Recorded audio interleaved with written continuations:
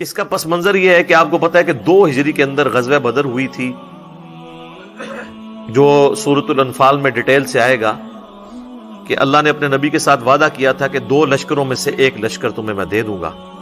ایک ابو سفیان کا لشکر تھا جو کہ شام سے تجارت کرنے کے بعد مکے واپس آ رہا تھا، اور ظاہر ہے کہ مکے والوں نے مسلمانوں کی جدادیں وہاں پہ قبضہ کر لی تھی، اس کے بدلے میں مسلمانوں کو اجازت دی گئی کہ اب ان کا مال بھی تم لوٹ سکتے ہو بدلے کے طور پہ، قصاص۔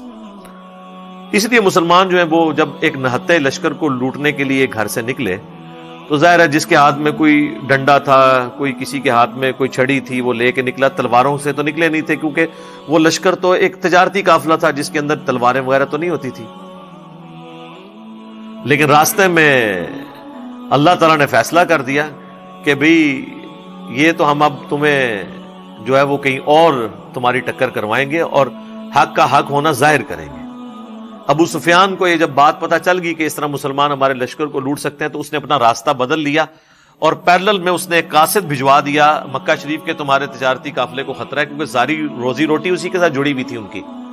وہ سارے اپنا جو سامان دیتے تھے وہ بیچ کے شام میں، اور اس سے وہ پیسے یا اس کے جو بارٹر سسٹم تھا اس کے متبادل اور چیزیں لے کے آتے تھے۔ تو انہوں نے اپنے قافلے کے بچاؤ کے لیے پوری تیاری کر کے 1000 کا لشکر کیل کانٹے سے لیس، اسرے سے لیس لے آئے، اور یہاں مسلمان نہاتے تھے۔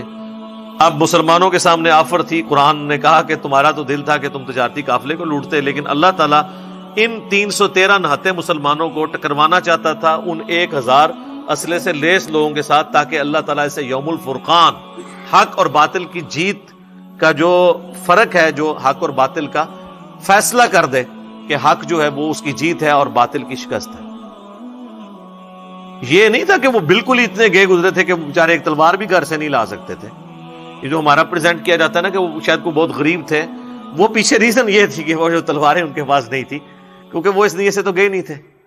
تو غیبی مدد آئی اور اللہ تعالیٰ نے فرشتوں کے ذریعے ان کے لشکر کو ملیا میٹ کیا۔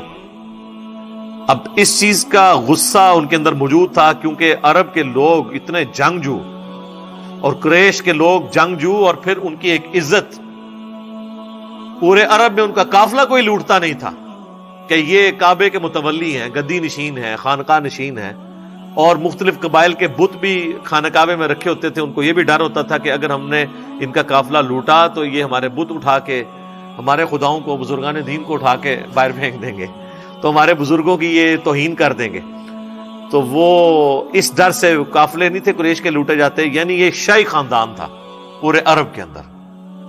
اب اس شاہی خاندان کی اس طرح مٹی پلید ہو نہتے مسلمانوں کے ہاتھوں، جو خود بھی قریش میں سے تھے، مسلمان بھی ظاہر ہے قریش میں سے تھے، مہاجرین، تو اس شکست کا بدلہ وہ لینا چاہتے تھے۔ 70 بڑے بڑے سردار ان کے قتل ہو گئے تھے، جس میں ٹاپ آف دا لسٹ ابو جہل بھی مارا گیا تھا بدر کے اندر۔ مکے کا کوئی گھر ایسا نہیں بچا تھا جس میں کوئی میت نہ ہو۔ 1 سال انہوں نے پوری تیاری کی کہ ہم نے یہ بدلہ اتارنا ہے۔ 3 ہجری میں پھر وہ بدلہ اتارنے کے لیے پوری تیاری کے ساتھ 3000 کا لشکر لے کے آئے، اور اس دفعہ وہ آتے ہوئے عورتوں اور بچوں کو بھی ساتھ لے کے آئے کہ اگر ہم بھاگنے لگے تو ہمیں اس چیز کا ڈر ہوگا کہ ہمارے بچے اور ہماری عورتیں مسلمانوں کے ہاتھ لگ جائیں گی، تو ہمیں اس غیرت کی وجہ سے جان تو ہم دے دیں گے لیکن ہم پیچھے نہیں ہٹیں گے۔ اور اس دفعہ ان کے لشکر میں حضرت خالد بن ولید بھی شامل تھے، جو غزوہ بدر میں شامل نہیں ہو سکے تھے کیونکہ ابو جہل نے انہیں پیچھے مکے کے اندر سردار کے نائب کے طور پہ چھوڑا تھا، اور ابو جہل چونکہ اب مارا جا چکا تھا، اس دفعہ لشکر کی سربراہی جو ہے وہ ابو سفیان کے ذمہ آئی۔ اب یہ اللہ کا کرنا ہے کہ بعد میں حضرت ابو سفیان نے بھی، حضرت خالد بن ولید نے بھی، دونوں نے اسلام قبول کر لیا رضی اللہ عنہما وعلیہم السلام۔ تو لیکن اس وقت تک ظاہر ہے کہ اسلام دشمنی ان میں موجود تھی، بلکہ بدر کے اندر ہی صرف ابو جہل آیا، باقی جتنے جنگیں مشرکین عرب کے ساتھ مسلمانوں کی ہوئی ہیں، ایک غزوہ حنین کو چھوڑ دیں آپ، باقی سب میں لیڈر جو ہے وہ کفار کی طرف سے ابو سفیان ہی تھا، چاہے وہ احد ہو، چاہے خندق ہو، یا صلح حدیبیہ والا ایشو ہو۔ تو اب وہ بدلہ لینے کے لیے آ رہے تھے۔ اب مسلمانوں میں یہاں پہ مشورہ شروع ہو گیا. اب نبی صلی اللہ علیہ وآلہ وسلم کی ذاتی خواہش یہی تھی کہ ہمیں مدینے کے اندر رہ کے نہ مدینے کا دفاع کرنا چاہیے، جس طرح کے بعد میں غزوہ خندق کے موقع پر کیا. چونکہ میثاق مدینہ بھی یہودیوں سے ہوا تھا تو ہمیں ایک عددی برتری بھی حاصل ہو جائے گی کہ مدینے پہ اگر مشرکین عرب نے حملہ کیا تو یہودی بھی ہمارے ساتھ مل کر ہمارا ساتھ دیں گے، کیونکہ وہ معاہدے کے اندر تو بندھے ہوئے تھے. اور اگر ہم باہر نکلتے ہیں تو پھر ہمیں یہ مدد حاصل نہیں ہوگی. لیکن جو لوگ غزوہ بدر کے بعد انصار مدینہ نوجوان لڑکے مسلمان ہوئے تھے، وہ تو ابھی اس شہادت کے جذبے کے ساتھ سرشار تھے. وہ کہتے ہیں جی ہم نے کیوں اندر رہنا ہے، ہم نے تو باہر نکل کے لڑیں گے ایسی کی تیسی ان کافروں کی، ہم تو جان دینے کے لیے تیار ہیں. تو نبی صلی اللہ علیہ وآلہ وسلم نے کثرت رائے کی وجہ سے یہی فیصلہ کیا کہ ٹھیک ہے، اب اگر یہ اکثریت کا یہی فیصلہ ہے تو ٹھیک ہے، میں اسی کو مانتا ہوں. اسلام میں یعنی اس اعتبار سے حلال کے دائرے میں تو جمہوریت ہی دیکھی جائے گی، حلال کے دائرے میں. حرام کے معاملے میں دیکھا جائے گا اللہ کا حکم کیا ہے. تو اب یہ دونوں حلال تھے، یا مکے کے مدینے کے اندر رہ کے دفاع کرتے یا باہر. تو اب اکثریت کی رائے تھی باہر، تو آپ نے فرمایا ٹھیک ہے. بہرحال یہ اب پہلا موقع تھا کہ نبی علیہ السلام اپنے گھر سے زرہ پہن کے نکلے. تو یعنی صحابہ کو یہ پتہ چل گیا کہ یہ معاملہ کوئی زیادہ سخت ہونے والا ہے. آپ نے یعنی خود بھی پہنا، وہ جو سر پہ وہ لوہے کی ٹوپی پہنی جاتی ہے. اور پھر نبی علیہ السلام کو صحیح بخاری میں آتا ہے خواب بھی دکھا دیا گیا تھا کہ آپ کے سامنے ایک گائے ذبح ہو رہی ہے جس کا کافی زیادہ خون نکلا ہے. تو آپ کو یہ پتہ چل گیا تھا کہ میرے کافی سارے اصحاب اس میں شہید ہو جائیں گے. لیکن ظاہر ہے کہ اللہ کی تقدیر کو تو کوئی نہیں ٹال سکتا نا. تو نبی علیہ السلام باہر نکلے. اب آپ باہر جو ہے مورچوں میں مختلف جگہ پہ مختلف لوگوں کی ڈیوٹیاں لگا رہے تھے. تو اب یہاں سے یہ وہ اس واقعے کا آغاز سورہ آل عمران کی آیت نمبر 121 سے ہوگا کہ آپ مورچوں کے اوپر ڈیوٹی لگا رہے تھے کہ فلاں نے اس جگہ رہنا ہے، فلاں نے اس جگہ رہنا ہے، اور اس طریقے سے اس معاملے کو لے کے چلنا ہے. صحیح بخاری میں ڈیٹیل آتی ہے، قرآن میں بھی اس کا ذکر آ جائے گا آگے چل کے، کہ ایک کریٹیکل درہ تھا، پہاڑی چوٹی تھی، جس کے اوپر آپ نے 50 تیر انداز جو ہے نا وہ مقرر کر دیے، جن کے سردار تھے عبداللہ بن جبیر رضی اللہ تعالیٰ عنہ. صحیح بخاری میں آتا ہے نبی علیہ السلام نے ان 50 لوگوں کو یہ وصیت کی تھی کہ تم اگر یہ دیکھو کہ چیل کوے بھی ہماری لاشوں کی بوٹیاں اٹھا کے لے کے جا رہے ہیں، تب بھی تم نے اس پہاڑی سے نیچے نہیں اترنا جب تک میں تمہیں حکم نہ دوں. اب اس سے زیادہ تو کوئی نہیں سمجھا سکتا نا کسی کو کہ جو مرضی ہو جائے تم نے یہ درہ نہیں چھوڑنا. آخری یہی ہو سکتا تھا نا کہ مسلمانوں کو شکست ہو جاتی اور مسلمانوں کی مدد کے لیے وہ درہ چھوڑتے. آپ فرمایا تم نے تب بھی نہیں چھوڑنا. لیکن وہی ہوا کہ جب جنگ میں مسلمانوں کا پلڑا بھاری ہوا تو کافر میدان جنگ چھوڑ کے بھاگ گئے، اور مسلمان جو ہے وہ ان کا پیچھا کرنا شروع ہو گئے. مال غنیمت جمع ہونا شروع ہو گیا. قرآن میں بھی اس کا ذکر آئے گا، بخاری میں ڈیٹیل کے ساتھ موجود ہے. تو وہ جو 50 تیر انداز تھے نا، انہوں نے وہ پہاڑی جو چوٹی تھی، وہ آج بھی آپ غزوہ احد کے شہداء کا جو قبرستان ہے اس کے پاس وہ آج بھی درہ موجود ہے. وہ پہاڑی چوٹی جو ہے چھوٹی سی، اس پہ میں خود بھی چڑھا ہوں، آپ چڑھ سکتے ہیں، اتنی اونچی نہیں ہے. وہ انہوں نے چھوڑ دی ہے. اگرچہ جو ان کے لیڈر تھے عبداللہ ابن جبیر وہ چیختے رہے کہ اللہ کے نبی نے منع کیا تھا، صرف 15 بندے اس کے ساتھ رہے، باقی 35 لوگ جو ہیں مال غنیمت جمع کرنا شروع ہو گئے. اور انہوں نے یہ اجتہاد کیا کہ یہ جو حضور نے فرمایا تھا تو اس صورت میں تھا جب مسلمانوں کو شکست ہوتی، اب تو ہمیں فتح ہو گئی ہے، یعنی اپنی طرف سے اجتہاد کر لیا. حالانکہ حضور نے فرمایا تھا میرے حکم کا انتظار کرنا ہے. اس سے پتہ چلا کہ اجتہاد اگر صحابہ بھی کریں اور وہ کتاب و سنت سے ٹکرائے تو اس کی کوئی اہمیت نہیں ہے. تو بابے تو اپنے بوجھ استعمال کے رکھو، تو بزرگ بھی بوجھ استعمال کے رکھو. اچھا، اب وہی ہوا. خالد ابن ولید کی عقابی نظروں نے یہ دیکھ لیا، چونکہ وہ تھے کیولری کے سردار. یعنی ایک تو پیدل فوج ہوتی ہے نا، ایک گھوڑوں والی فوج.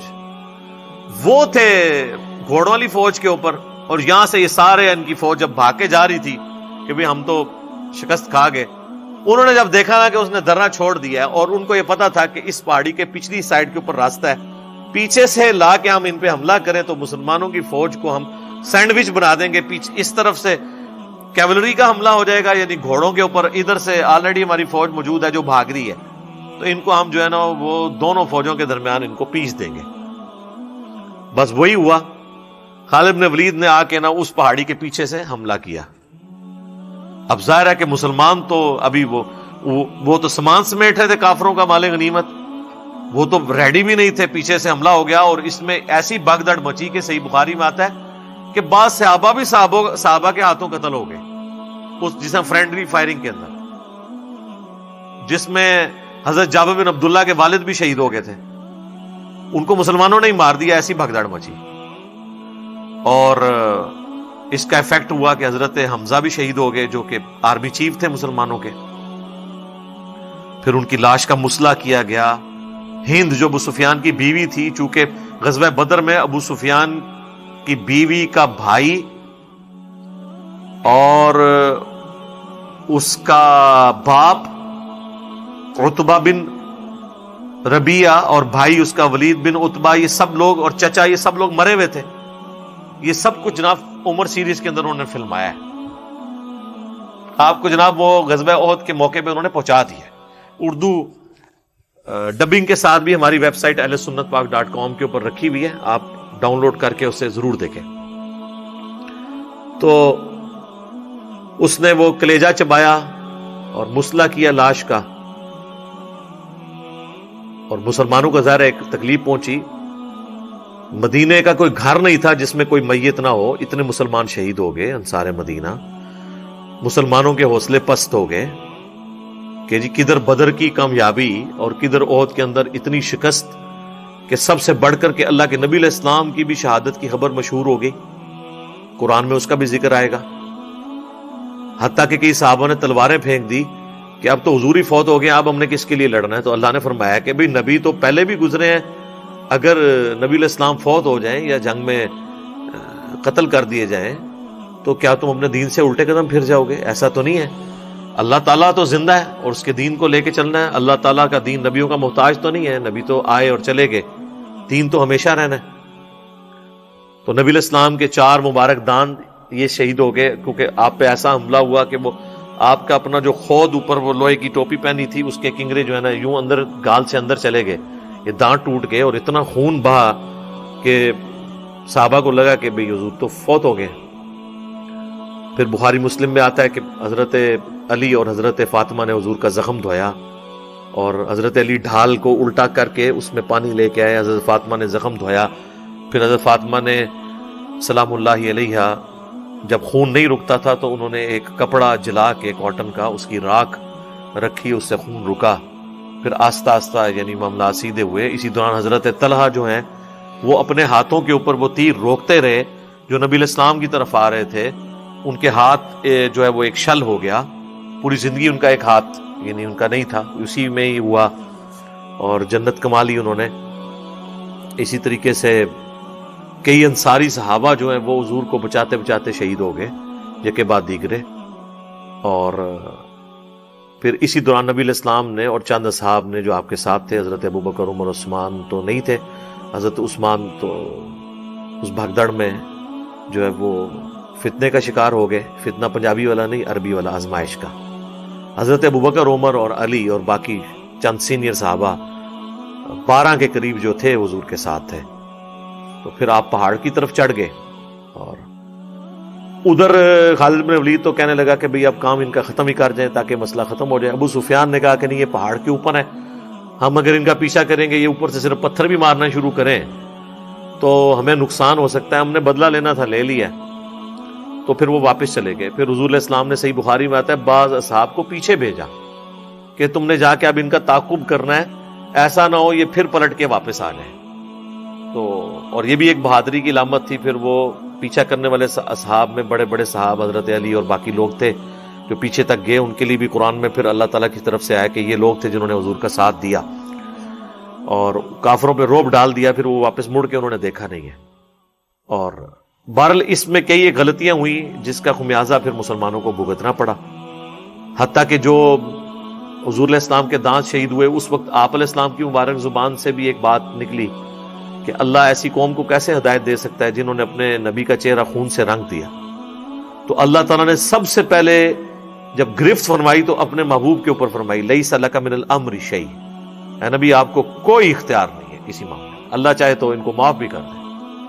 اور وہی خالد ابن ولید جس کی وجہ سے حضور کے داں شہید ہوئے، اسی مبارک زبان سے خالد بن ولید کے لیے سیف اللہ کا لقب ملا اور وہ مسلمان بھی ہو گئے. تو یہ سارا میں نے ایک بلو پرنٹ آپ کے سامنے رکھ دیا ہے. اب آپ یہ آیات ہم جلدی جلدی کور کریں گے تو آپ کو اندازہ ہو جائے گا کہ میں نے جتنی باتیں بتائی ہیں آلموسٹ اس میں سکیٹرڈ فارم میں موجود ہیں. بہرحال اس میں ایک بہت بڑا اور واقعہ بھی ہوا تھا کہ عبداللہ ابن ابی جو منافق تھا وہ اپنے ساتھ لشکر لے کے الگ ہو گیا بیچ میں سے. مسلمان یعنی جو ان میں سے آپ سمجھ لیں کہ ان کی ایک اعتبار سے کمر ہی ٹوٹ گئی، ٹھیک ہے، کہ وہ اپنے لوگوں کو لے کے سائیڈ پہ ہو گیا. تو ان کا ذکر بھی اللہ تعالیٰ نے اشارتاً اس میں کیا ہے، ان منافقین کا جنہوں نے مسلمانوں کی جمعیت کو نقصان پہنچانے کی کوشش کی.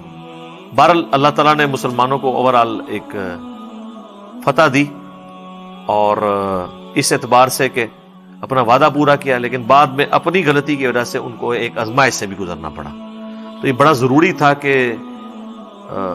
اللہ تعالیٰ اس کے اوپر مسلمانوں کی دل جوئی بھی کرتا، غلطی کو ہائی لائٹ کرتا، لیکن ظاہر ہے کہ تمام دل دکھے ہوئے تھے اور ظاہر ہے کہ جن لوگوں نے بدر کی فتح دیکھی تھی، احد کی شکست سے کئی لوگوں کے ایمان بھی متزلزل ہو گئے ہوں گے. تو اس اعتبار سے ضروری تھا کہ اللہ تعالیٰ ان ساری چیزوں کو ایڈریس کرے.